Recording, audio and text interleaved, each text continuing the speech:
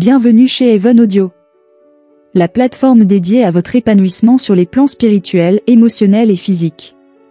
Si vous appréciez notre contenu, n'hésitez pas à nous laisser un like, un commentaire, à partager et à vous abonner en activant la cloche de notification pour recevoir toutes nos nouveautés. Ensemble, faisons avancer le royaume des cieux. Dans cet extrait, nous vous proposons la version audio du livre La croissance spirituelle du pasteur Kenneth Hagin. Au travers des différents niveaux proposés, vous pourrez identifier votre âge spirituel afin de vous ajuster par la grâce de Dieu. Nous vous souhaitons une bonne écoute et que Dieu vous bénisse. Introduction. Éphésiens 4, 8, 11 et 15. C'est pourquoi il est dit, étant monté en haut, il a emmené des captifs, et il a fait des dons aux hommes. Et il a donné les uns comme apôtres, les autres comme prophètes, les autres comme évangélistes, les autres comme pasteurs et docteurs, pour le perfectionnement des saints en vue de l'œuvre du ministère et de l'édification du corps de Christ, jusqu'à ce que nous soyons tous parvenus à l'unité de la foi et de la connaissance du Fils de Dieu, à l'état d'homme fait, à la mesure de la stature parfaite de Christ. Afin que nous ne soyons plus des enfants, flottants et emportés à tout vent de doctrine, par la tromperie des hommes, par leur ruse dans les moyens de séduction, mais que, professant la vérité dans la charité, nous croissions à tous égards en celui qui est le chef, Christ. De toute évidence, Paul estimait que l'église d'Éphèse n'était pas encore parvenue à la maturité en Christ. Avez-vous remarqué qu'il dit, mais que, professant la vérité dans l'amour, nous croissions? Et jusqu'à ce que nous soyons tous parvenus à l'unité de la foi et de la connaissance du Fils de Dieu, à l'état d'homme fait. À mon avis, lorsque Paul dit, à l'état d'homme fait, notre intelligence a tendance à s'écarter de la vérité et à passer à côté de la signification réelle du message. La traduction de Moffat déclare, jusqu'à ce que nous parvenions à la maturité, et la version amplifiée de la Bible dit, afin que nous parvenions à l'état d'homme mûr. Paul parle de grandir pour devenir adultes sur le plan spirituel. Afin que nous ne soyons plus des enfants, il s'agit de croître, de parvenir à la maturité spirituelle, de devenir pleinement adultes en Christ. Dieu veut que nous grandissions. La parole de Dieu enseigne qu'il y a une similitude frappante entre la croissance spirituelle et l'évolution physique. Elle parle de 3 étapes de croissance spirituelle qui se comparent, sur le plan naturel, l'enfance, l'adolescence et la maturité. L'examen de ces étapes successives et de leur subdivision nous révélera que certaines de leurs caractéristiques correspondent à des stades analogues dans la croissance spirituelle. Je crois que cette étude nous permettra de discerner à quel niveau spirituel nous nous trouvons à l'heure actuelle. L'enfance. Désirez comme des enfants nouveau-nés, le lait spirituel et pur de la parole, afin que vous croissiez par lui. 1 Pierre 2, 2. Ce verset parle de nouveau-nés en Christ. Que ce soit physiquement ou spirituellement, personne ne vient au monde adulte. Chaque être humain naît bébé et est destiné à croître progressivement. Il en est de même dans le domaine spirituel. À la nouvelle naissance, nous sommes tous des nourrissons, puis nous grandissons. On pourrait prêcher tout un sermon sur ce sujet. En effet, nous aurons des comptes à rendre pour ceux qui sont nés de nouveau dans notre Église. J'ai assuré le pastorat pendant environ 12 ans et à vrai dire, nous n'avons pas à attendre beaucoup des nourrissons spirituels, qui sont incapables de faire grand-chose. Les autres sont là pour les aider. Trop souvent, si le nouveau-né du dimanche soir commet une erreur avant le mercredi suivant, l'assemblée entière est au courant et en fait toute une histoire. Les membres de l'Église s'attendent à ce que le bébé en Christ mène, dès le jour de sa nouvelle naissance, une vie chrétienne aussi valable que la leur, oubliant qu'il leur a fallu de nombreuses années pour en arriver là. Il y a quelques années, je dus écourter un séminaire de 2 semaines que j'animais pour un autre serviteur de Dieu. Les gens venaient nombreux. La salle, qui abritait 800 places, était comble chaque soir. Les auditeurs étaient réceptifs. Il ne s'agissait pas exactement d'une croisade d'évangélisation, j'enseignais et priais beaucoup pour les malades. Toutefois, lorsque je lançai un appel pour le salut le samedi soir, 33 adultes s'avancèrent. Ils se tinrent devant l'estrade tandis que je priais pour et avec eux. Ensuite, je les envoyai dans une salle contiguë où d'autres prieraient avec eux pendant que je continuais à m'occuper des malades. Ce qui m'impressionna le plus, à propos de ce séminaire, c'est que la plupart des 33 personnes qui s'étaient avancées pour recevoir le salut, étaient de jeunes couples âgés de 25 à 32 ans. J'appris plus tard que personne dans ce groupe n'était chrétien ni membre de l'Église. Après le culte, j'interrogeai le pasteur à ce sujet, et il répondit. Il n'y avait parmi eux aucun rétrograde. Ils étaient tous des incroyants venus pour être sauvés. Cela était inhabituel. Donc je demandai au pasteur s'il en connaissait certains. Il répondit, je n'en connais pas un seul. C'est la première fois qu'ils viennent à mon église. Je demandai, avez-vous noté leur nom et adresse? Il répliqua, frère, j'ai conclu qu'ils reviendraient s'ils avaient reçu. Ne vous tracassez pas à leur sujet. Je lui dis, j'arrête le séminaire demain soir. Tout le monde naît bébé. Nous devons prendre soin de nos nourrissons. Jamais auparavant ces personnes n'étaient venues à l'église, jamais auparavant elles n'avaient entendu le plein évangile. Il fallait les suivre, les entourer, prendre le temps de leur parler et de prier avec eux. C'étaient des nouveau-nés en Christ. Un pasteur qui avait coopéré avec un évangéliste bien connu, lors d'une croisade dans une certaine ville, me dit un jour, je ne participerai plus à l'une de ces grandes croisades d'évangélisation, non, plus jamais. Pourquoi, lui demandai-je. Je n'ai récupéré personne, dit-il, pas une seule âme, pas un seul membre. Cela ne m'a rien apporté. Vraiment? Tout à fait. Avez-vous pris les coordonnées de ceux qui se sont avancés pour le salut? Bien sûr, mais aucun d'eux n'est revenu à mon église. Je me suis entretenu de ce séminaire avec un autre pasteur de la ville qui m'a dit, 29 nouveaux membres se sont joints à notre assemblée, grâce à ce séminaire. Si seulement l'évangéliste revenait. Pourquoi sont-ils allés chez vous? Il répondit, ils ignoraient l'existence de notre assemblée, mais on m'avait remis leurs coordonnées, et je leur ai rendu visite.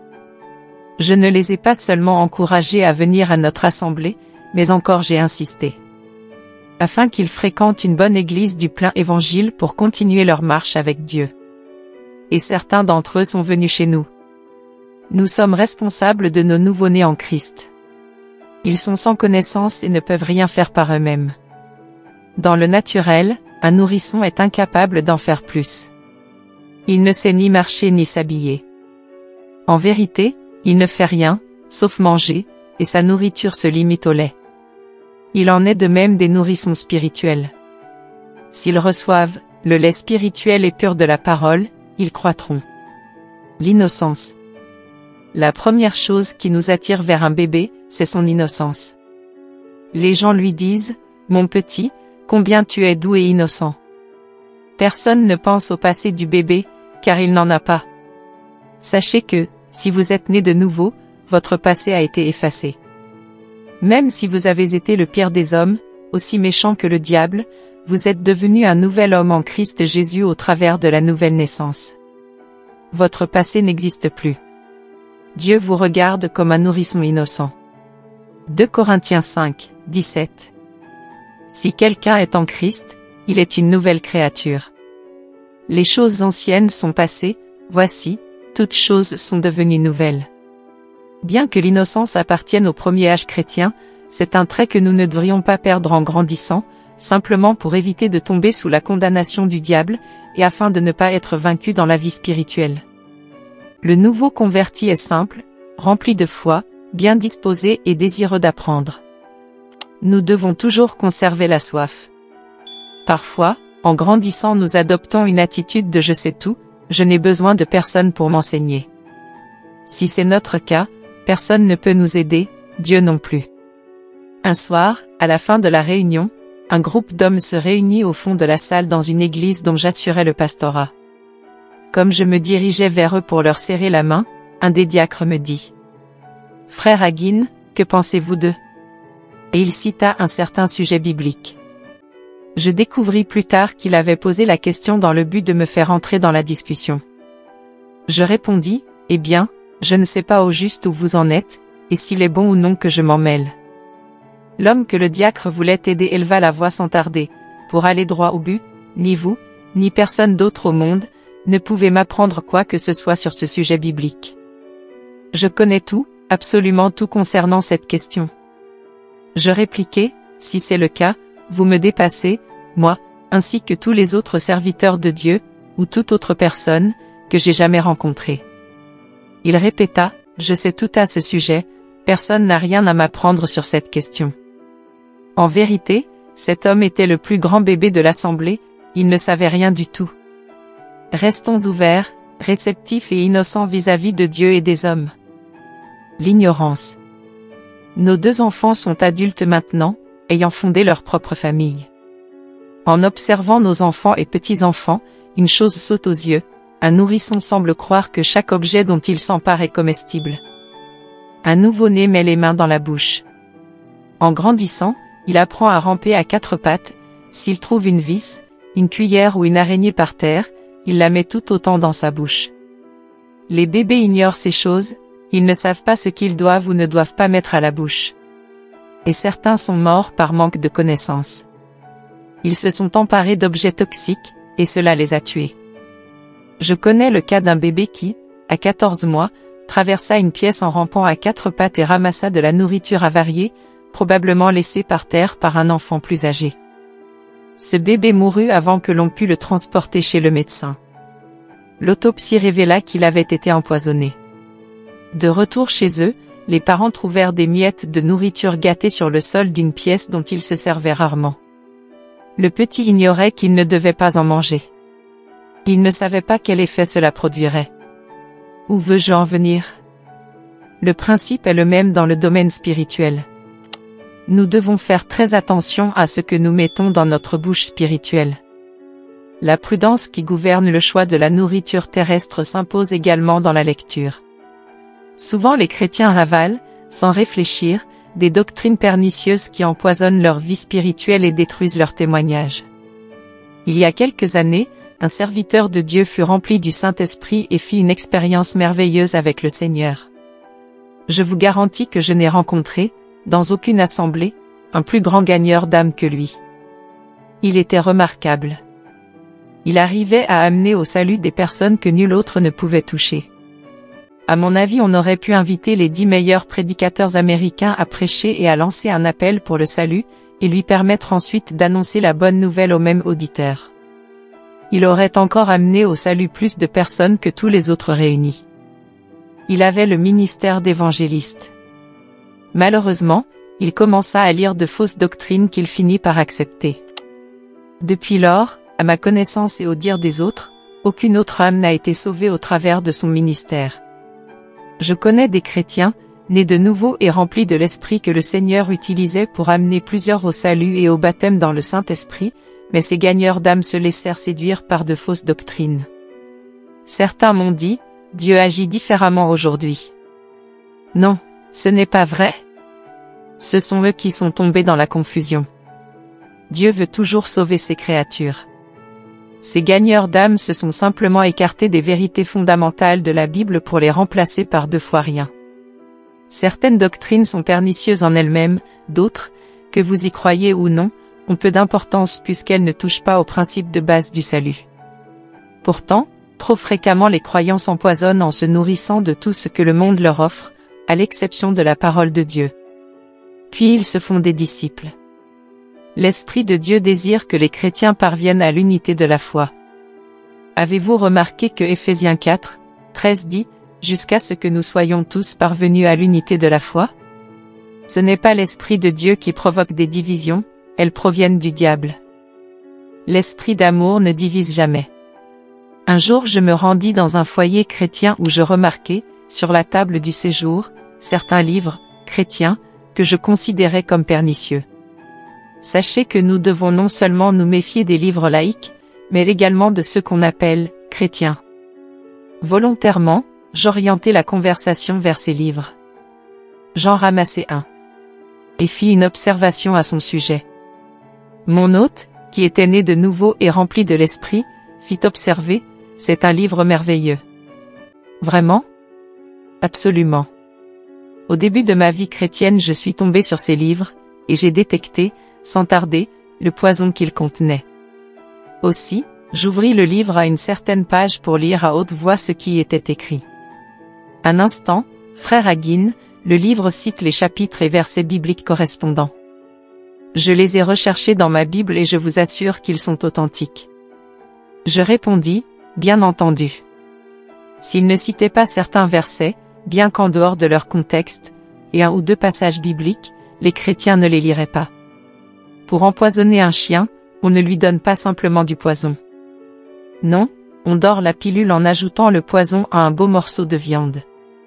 Vous saisissez ce que je veux dire? Il faut dissimuler le poison dans un succulent morceau de viande pour attirer le chien. Le diable utilise de beaux passages bibliques pour éveiller votre appétit, mais il ne manque pas d'y glisser un peu de poison. Méfiez-vous de la lecture aveugle. Ne lisez pas tout ce qu'on vous offre. À moins d'être un chrétien mûr qui dispense correctement la parole de Dieu, vous feriez mieux de ne pas lire ces livres. Il y a de nombreuses années, j'animais un séminaire pour un serviteur de Dieu, docteur érudit. Je n'avais jamais vu une bibliothèque privée aussi grande où des volumes innombrables couvraient les murs du sol au plafond. Étant fervent de lecture, je me mis à feuilleter ces livres et, au cours de 3 semaines de réunion, j'en lus certains. Lors d'un entretien, ce docteur me dit un jour: « Frère Hagin, franchement j'ai lu certains écrits que j'aurais préféré ignorer. Ils me troublent et me mettent dans la confusion, bien que je ne les lise plus. » Et il me cita certains de ces soi-disant livres chrétiens. Il poursuivit: « Si seulement je ne les avais pas lus car, aujourd'hui, ils m'empêchent de croire la parole de Dieu. Il aurait mieux fait de ne pas permettre à ces doctrines de s'enraciner dans son être intérieur. Si je commence à lire quoi que ce soit qui m'enlève la foi au lieu de m'en remplir, j'ai assez de bon sens pour m'en débarrasser sur le champ. Faites attention à votre nourriture spirituelle. » Il y a un dicton à propos du régime naturel de l'homme qui déclare: « L'être humain est le résultat de ce qu'il mange. » Le principe est le même dans le domaine spirituel, nous sommes le produit de nos lectures. L'irritabilité. Il est facile de gâter un bébé. Et l'enfant gâté s'irrite. Nous laissons la lampe allumée, nous le portons dans nos bras et lui faisons des câlins. C'est un enfant chéri. Mais la Bible parle de la croissance des nouveau-nés. Le psaume 131, 2 dit, « Loin de là, j'ai l'âme calme et tranquille, comme un enfant sevré qui est auprès de sa mère. » Mais la Bible parle de la croissance des nouveau-nés. Et la Bible rapporte, au sujet d'Isaac, en Genèse 21, 8, « L'enfant grandit, et fut sevré, et Abraham fit un grand festin le jour où Isaac fut sevré. » Le jour où les chrétiens sont assez mûrs pour se débarrasser du biberon devrait être un jour de fête, mais ce n'est pas le cas. Il se lamente. Je le sais, car j'étais pasteur pendant 12 ans. Je suis étonné de voir ce qui se passe dans certaines de nos assemblées. Quand un nouveau-né se présente, il n'y a pas de biberon pour lui, parce que tous les chrétiens sont encore au lait. Les enfants plus âgés refusent de renoncer au biberon. Chaque lit d'enfant dans la garderie spirituelle est occupé. Et les enfants ne veulent pas se lever afin de céder leur lit à un nourrisson. La dernière église dont j'assurais le pastorat, était fréquentée par 2 voisines, bénies soient-elles. Ces dames étaient nées de nouveau depuis un certain temps, baptisées du Saint-Esprit et parlaient en langue. Mais ces dons ne font pas des adultes dans la foi. Elles étaient indubitablement au stade de l'enfance en Christ, car il fallait les entourer et les choyer sans cesse. Elles le réclamaient en manquant les réunions du dimanche afin que le pasteur vienne les voir le lundi. J'ai abandonné la partie. Quand l'un des diacres m'en parla, je répondis: « Frère, si tu veux leur rendre visite, vas-y. Moi, je ne le ferai plus. Tant que je resterai pasteur de cette assemblée, je ne remettrai plus les pieds chez elles. J'ai perdu assez de temps auprès d'elles. Ce sont des enfants qui refusent de grandir. D'autres sont réceptifs. Je dois rendre visite aux nouveaux venus, et il y a des nourrissons qui veulent apprendre. » Ces 2 enfants en Christ étaient réfractaires à l'enseignement. Donc, j'arrêtai de leur rendre visite. Je ne remis plus les pieds chez ces dames pendant le restant de mon pastorat, 18 mois. Devinez un peu ce qui s'est passé. Quand ces dames comprirent que je n'allais plus leur rendre visite, elles devinrent plus fidèles aux réunions d'église. Au lieu de compter sur autrui pour nous rendre visite, nous fortifier, nous soutenir, nous nourrir et prier avec nous, nous devrions croître spirituellement afin de pouvoir aider les autres. Nous devrions remercier le Seigneur de nous sevrer au moment propice. Si l'enfant est sevré correctement, au moment convenable, il prendra en dégoût le biberon. Dans le cas contraire, il y aura des pleurs. Si les croyants continuent à se nourrir du lait spirituel, ils croîtront. Désirez le lait spirituel et pur, afin que vous croissiez. 1 Pierre 2, 2. Des pasteurs sont venus me dire que j'en donnais un peu trop à leur assemblée. Frère Hagin, je sais que mon troupeau devrait être plus mûr, mais nous devons faire preuve de prudence. Les brebis ne peuvent assimiler qu'un peu de lait à la fois. Et c'est cela que je leur donne. Je répondis, non, je ne suis pas d'accord. Tu assures le pastorat de cette église depuis 30 ans. Si les fidèles avaient reçu du lait, ils auraient grandi, selon les paroles de l'apôtre Pierre. Mais ils n'ont pas grandi par manque de lait. Ils ont simplement reçu de l'écrémé, ce qui reste après avoir retiré les meilleurs éléments du lait. Les enfants sont facilement frustrés, distraits et blessés, et le Seigneur veut les conduire au stade où ils ne le seront plus aussi facilement.